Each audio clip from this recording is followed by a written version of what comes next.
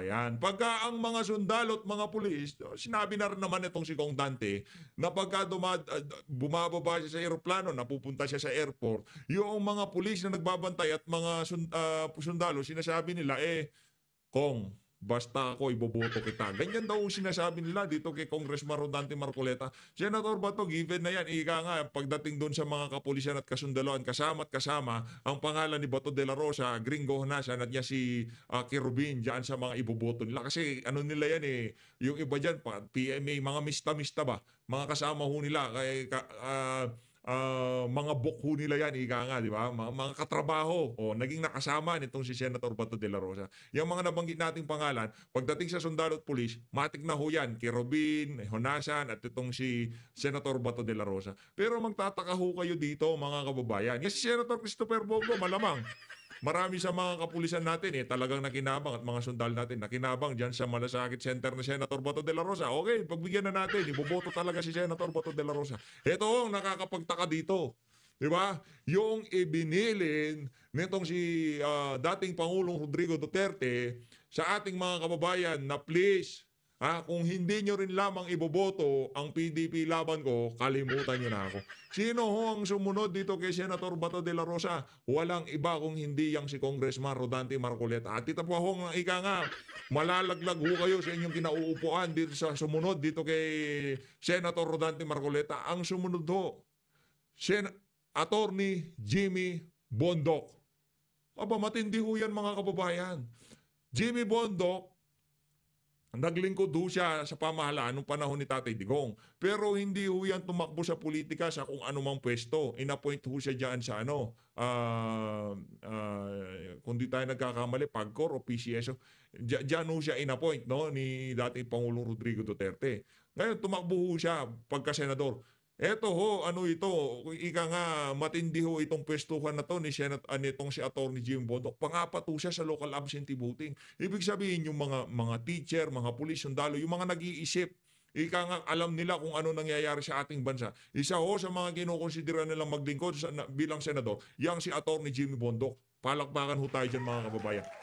Sino ang sumunod dito kay Atty. Jimmy Bondoc? Atty. Raul Lambino. Lahat ho ng kandidato nitong si dating Pangulong Rodrigo Duterte, majority, talagang nakapasok sa Magic 12. Diyan, sa local absentee voting, yung mga sundalo, police, teacher. Ito ho ang kanilang mga binoto. Sino ang sumunod dito kay Atty. Raul Lambino?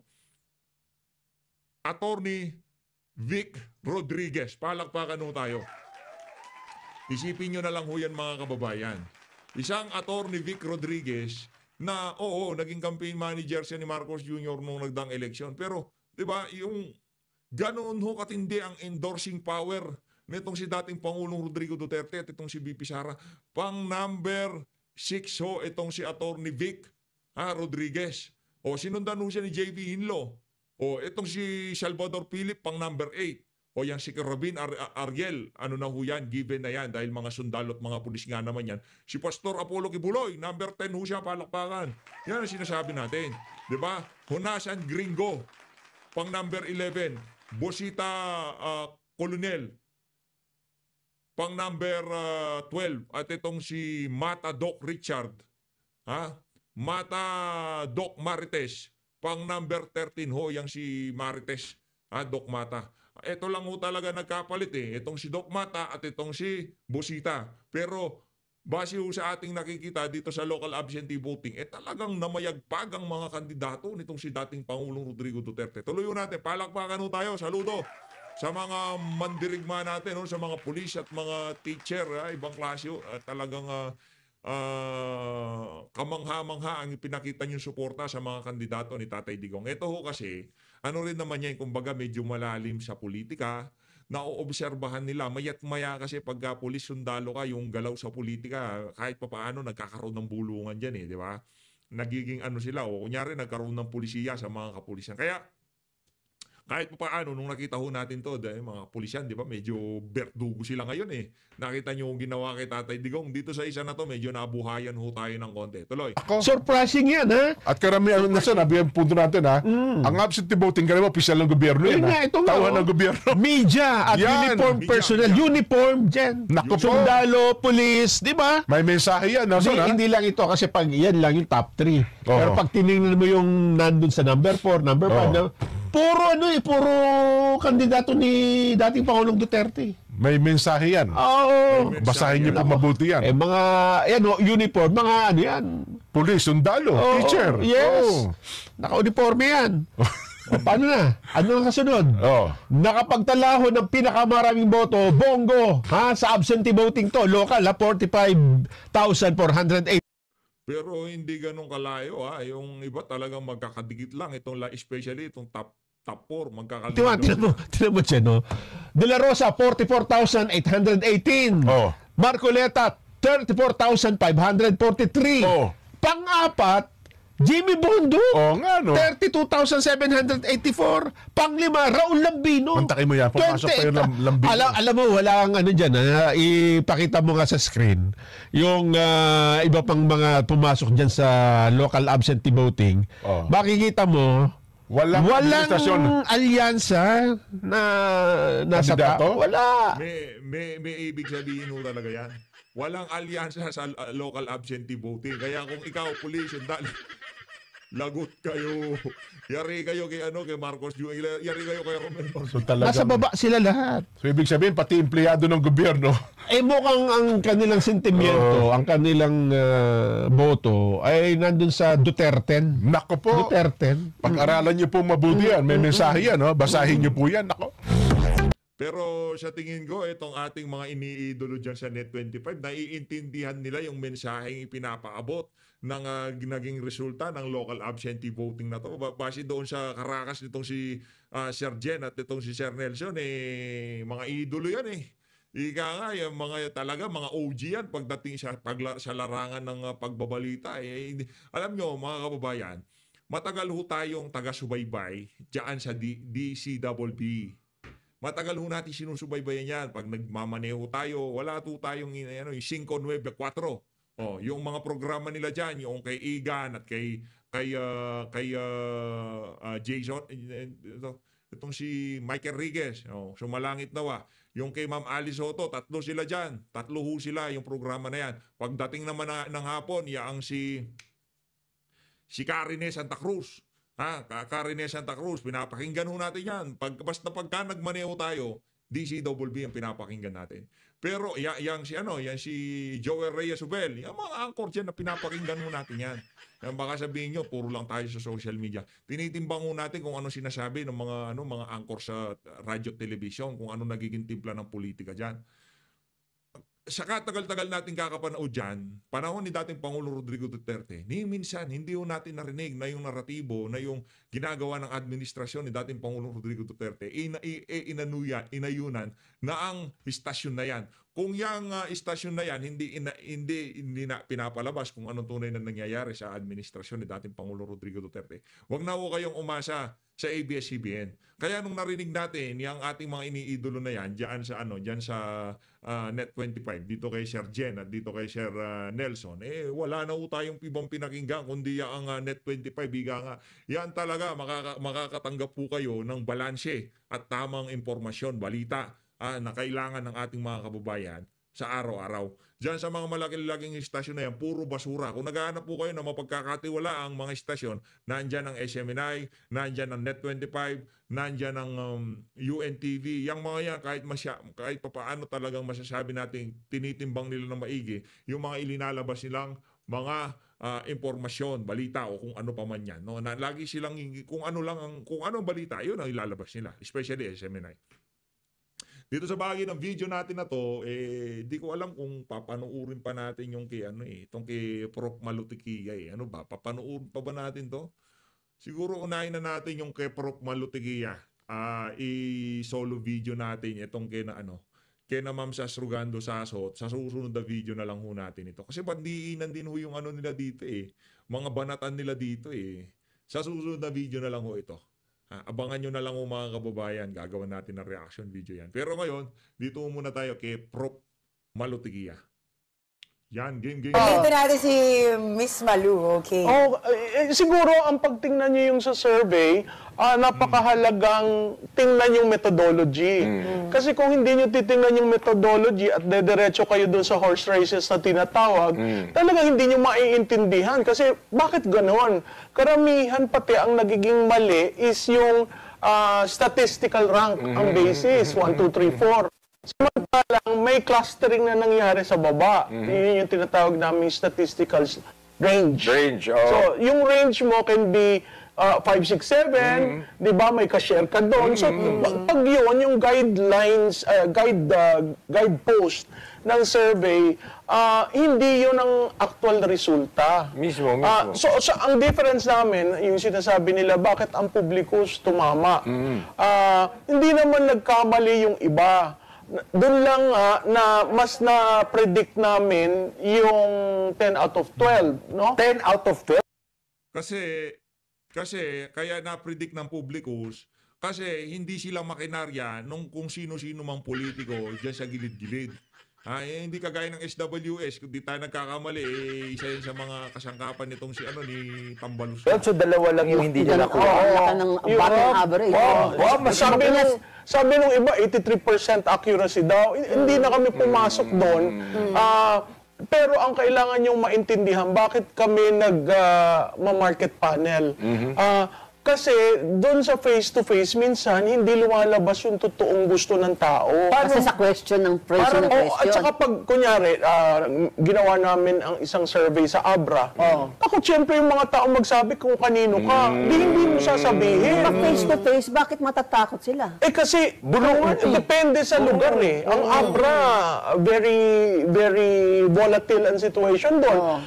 Halos every week may patayan. So kung ako, Correct. Tama naman. Kung ikaw, butante, medyo ang enumerator ko ayaw nang pumunta sa Abra dahil, ma'am, delikado kami doon. So pag kumatok ka, ang unang tanong, sino yan? Ano ho yan? Magsa-survey po. Di ba? Tapos narinig yun ng lahat ng tao. Sino ho maboto nyo? Yan ang medyo nervous sila. So yung market panel, double blind yon. Meaning, isa-isang survey firm na pinaniniwalaan natin, Publicus. Isa ho yan sa mga tinitingnan natin, yung Pulse Asia, ano din yan di ba? Di ba? Pero ito talagang Publicus, pag ito naglabas ng data, tsaka magaling ho yan si Prof. Malu. may kami may-ari ng market panel, dinefine namin yung gusto naming respondents, in this case, registered voters, tapos sinabi namin yung characteristics. Characteristics meaning that reflect ano ba yung demographics natin. Age, sex. Lalo na sa age kasi ang difference namin 3,000 yung sample size namin, which is plus or minus 1. Tapos yung aming age 18 to 49. So sabi ko, lakihan niyo yan kasi 60% ang Gen Z. So na-capture namin yon. Tapos yung paraan na pag tinanong ka, ikaw yung respondent, wala kang kausap na tao, kausap mo makinari, yung internet. Internet. Kausap mo yung kung sa cellphone mo na-receive yung ano. So talagang masasabi mo. Free ka. Diba? Tapos, usually ang kabataan, hindi mo yan nare-reach sa bahay pag face-to-face. Di mag-replacement ka. Yun din Sa mobile phone ang ginamit. mobile phone or Online. over internet. So market panel siya, 200,000 registered voters. From the 200,000 registered voters na Pilipino, kukuha ka ng 3,000. Okay. So yung purposive siya Okay. versus random sampling. Ma'am Malu, sino yung dalawang hindi nakalusot sa yung nagkamali? publiko. Saan kayo Saan nagkamali at saan kayo doon sa dalawa lang? Cannot know, You cannot, naalala niyo Pero ba? anong confidence level mo? Ano yung normal? Mukhang confident naman si Ma'am. Yung plus or minus 3 error, plus or margin of minus error. Yun. Oo, kasi 3,000. Kasi ang acceptable survey results, mga 95% Yes. confidence Degree of- level, yes. reliable yung ano. Oo. Pero yun nga yung Pulse Asia, SWS, Okta, pare-pareho ng confidence level Bakit? Siguro ang kailangan tingnan talaga methodology kasi kami ini-embrace namin ang technology. Oh, yeah. Kasi Yung traditional survey, 1.5 months bago ma-process eh. Sa amin, yung Senatus 1, nag-panel kami ng May 1, ang resulta dumating na May 3. Isang More tanong lang yun. scientific. Isa lang yun. Oo. More Using scientific. technology para mapabilis. Pag mas mapabilis, mas mura. Ma'am, sa difference na nakita sa survey at sa resulta ng actual election, masasabi bang credible pa ang mga surveys? Ha? Oo naman. Kasi, again, guidepost lang siya. It does not determine Even the if- actual. Even if Tama naman. Basta wag lang anuhin, wag lang pwedeng maging barometer pero hindi yan yung ginagamit kasi na mind conditioning yung ano na yan yung kinasangkapan bilang mind conditioning yung ano na yan yung impeach yung tawag dito yung survey na yan pero kung ginawa lang ho talaga ng tama yung SWS, yung Pulse Asia, kung talagang sinunod lang nila yung saloobin ng sambayan ng Pilipino, hindi ho magkakaganyan. Ngayon, pinag-uusapan na kung pagkakatiwalaan pa ba yung mga survey na yan, di ba? Kung sa mga susunod bang eleksyon, dapat pa bang, di ba, magbayad? Yung iba naman kasi nagbabayad para makapasok di ba? Ganyan ang ginagawa ng ibang mga politiko. Talagang tinatrabaho. Nagpo-focus sila sa mga survey para nga naman pagka nakita ng mga kababayan natin, naku, ba't boboto ka pa ng iba? Dito na lang tayo. Wag ka na maghanap ng iba. Kumbaga nasa survey na Etong mga kandidato na to, ito yung mga mananalo. Kasi iba na uusapan ngayon. Hindi na kagaya ng mga naunang panahon yung nagagamit pa yung survey. Ngayon kahit ano pang laman ng survey, pagka sinabi ni dating Pangulong Rodrigo Duterte tayo. Tapos sa the others talaga ang layo na, ma'am. Di ba sabi ni Sec Ronald noon? Ako survey naman ako. Hindi, yung survey, di ba, for the benefit of the candidates. Kaya nga lang-epekto, nagkakaroon bandwago, Hindi, at saka mindset. yung nag-i-interpret, nagmamind conditioning na, ito yung top 12. Hindi naman ibig sabihin yung top 12 ng April, yun na yung resulta ng Mayo. Pero ang lakas lang ng dating sa akin, ma'am, ang lakas ng dating sa akin na tama yung sinasabi ni Sam, na this is, yung methodology nyo is a reflection of how the youth are getting more and more influential. Kasi online, mas sila yung... Na sila, walk. At saka sanay sila, di ba? Where we have walked. do you find news? Internet. What kind of news? Di ba? Sa kanila. How do you consume news? Mabilisan, di ba? So May mga for apps them, any issue, madali nilang masolve. Yes. Kasi, search lang. Grabe, Diba? grabe. So yung survey, para sa kanila, ang bilis.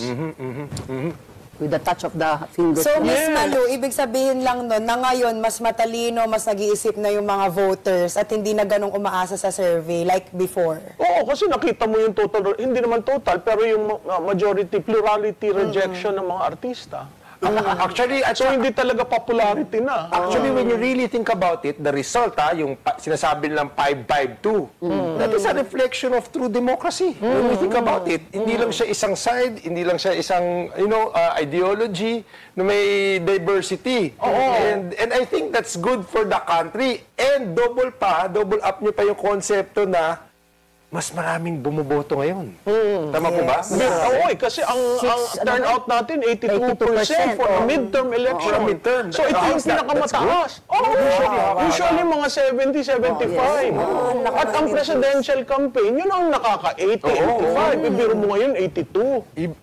Despite all the errors ng anong tawag dito, yung pagboto na yung interpretation sa ballot na hindi nababasa, mataas pa rin. Okay, from survey, pumunta naman tayo, pag-usapan natin yung statistics. May kumalat na balita, mga millennials at Gen Z voters daw ang nagbuhat ng mga panalo ngayon 2025. Buhat talaga? Pakita naman ang Talaga? Buhat talaga? Anak ka ng tokwa? Buhat talaga? Hindi kayo napigatan? Di ba ang boto ni Sam kami? Nabawasan na ba? Ba ang botanting may edad na? Grabe naman yung tanong na yan. Okay, so sasagutin natin yan sa pagbabalik ng...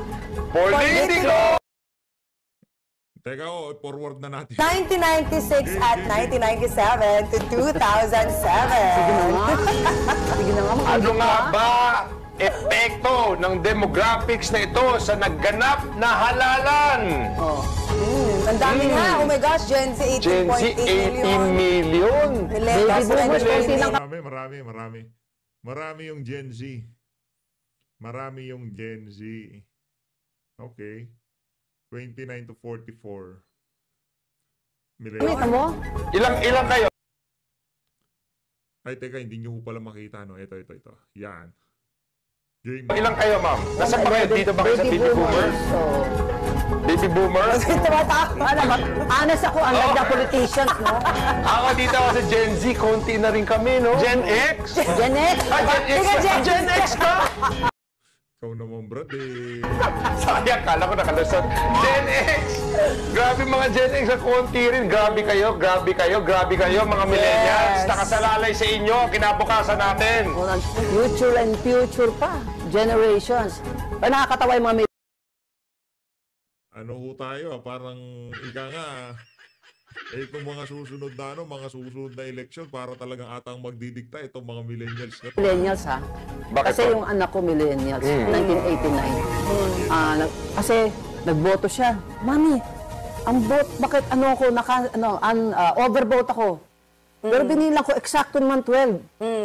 Sabi ko, sino ba binoto mo? Kasi very sensitive ba yung balota? Yes, Napipick up yung dot lang daw, mapipick up na. Bawal magka-smudge. Oo, di ba? Tapos pinova niya sa akin yung listahan ng mga binoto niya. Tinext sa akin. Tapos na-shock ako. Sabi ko, sino tong busita? Busita! Siya, rider. Sabi sa akin, mami, yan yung party rider na colonel yan. Kaya pala na-void yung ano mo eh. Hindi ko kilala yung busita na yan. Tapos, sabi niya, si Willie Ong pala hindi na pala kandidato. Pero nasa balota yung Binoto niya si Willie Ong. Ayun! Sabi niya, 12 lang. Sabi ko, ano yan, sa balota mo, meron ka na pindot, meron ka na shade dyan. Mama Lu, may tanong po ako. Medyo napapaisipan lang. Palagi ko naririnig kasi na yung si Bam Aquino daw at saka si Kiko, nasabi nga rin ng ating Zillennial, na sila daw ang inangat ng Gen Z, ng mga kabataan. Bakit naman nasabi yung ganun? Sa tingin ko, mas naniniwala ako na si Bam. Kasi talagang tinarget niya, sinegment niya at pinosisyon niya ang kanyang communication sa Gen Z. Realizing na napakadami. Doon sa tanong mo, Kaya kaya ito totoo lang, wala sa radar natin yan si Bam. Sa totoo lang. Wala sa radar natin si Bam. Hindi siya nakipagbardagulan sa mga kaalyado ni dating Pangulo.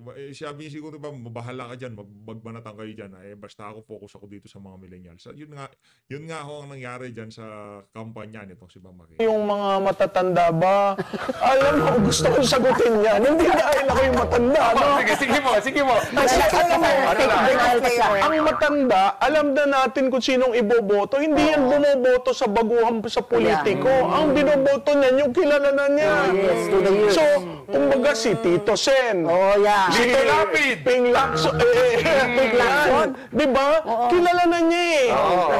Nasubukan na niyang iboto, natuwa siya sa trabaho niya. Samantalang si Gen Z at si Millennials, hindi yan bumoto doon. Bumoto sa mukha na bata, na ang issues na dala-dala, na hindi nakikipag-away, di ba? Bangayan ng Marcos at saka ang Duterte. Kung na-position mo ang sarili mo sa gitna, na ginawa ni Bam at ni Kiko, sasabihin ng mga bata, ay gusto ko ito. Ay, kaya nga na-understand nila yung busita na bunoto na ako kasi motorbike. Oo, di ba? Masasabi nyo na yung mga Gen Z at saka mga millennials, para mas averse sila sa mga masyadong bangayan na ngayon ng politika. Gusto nila. Kasi tingnan mo ang behavior nila sa workplace. Di ba? Ayaw nilang toxicity. Resign ang resign. Hindi, wala namang trabaho na susundin. Tsaka may mental health issues sila. Karabihiyaan. Bakit yung mga Gen Z natin dito tumatawa? Di ba? So ikaw nakukuha ka, bakit ayaw nyo magtrabaho? Yung mga magulang natin nagtrabaho for life sa isang ahensya. Itong Gen Z at Millennials, talaga Do you think this is good or this is bad? kasi din sa modern technology na rin yun, nai-influence na rin eh. Pero i-add ko lang kay Malu yung sinabi niya kay Bam. Kasi dating National Youth Commission siya. Kaya alam niya may mga, sabi mga targeted na, alam niya yung mga ano na yan. Tsaka issue si Bam, nagkampanya, Bam. Oo, yan. Hindi Aquino. Alam mo, talaga? Oo, yan. Insight Kasi- yun, ang galing yun, ha? Alam mo, nung unang tumakbo yung senador yan, hindi ko binoto kasi nainis ako. Kasi, Bakit? ang kinikere niya, Senator Benigno Aquino. Di ba? Kamukha. Di ba? Lahat ng Wala ka bang packaging. ipapagmalaki kundi yung patay mo ng ano? Oo. Eh ngayon, Bam lang siya, tsaka yung pinagmalaki niya, yung production niya, last lang naging senador siya. Wait, time out. Tanong natin yung Gen Z, tahimik lang dun eh. Nakikinig lang ako. Sige, magsalita ka, magsalita. Ito si Ate Ganda nananahimik ka eh. Siya nga yung nakabingo 10 eh. 10 eh. Ako yung 3 boys sa'yo, Malo. Hindi, siguro feeling ko lang po, as a representative of Gen Z. Zillennials, kasama mo na yung ano. Nakita ko kasi ngayon kung paano na nag-iba yung pananaw ng mga kabataan. Hindi na sila ganong nai-impluwensyahan ng mga mas nakakatanda. Like, may sarili na silang Pag-iisip. isip, sariling choice, sariling decision. And as someone po na, if ano po, you know TikTok, no?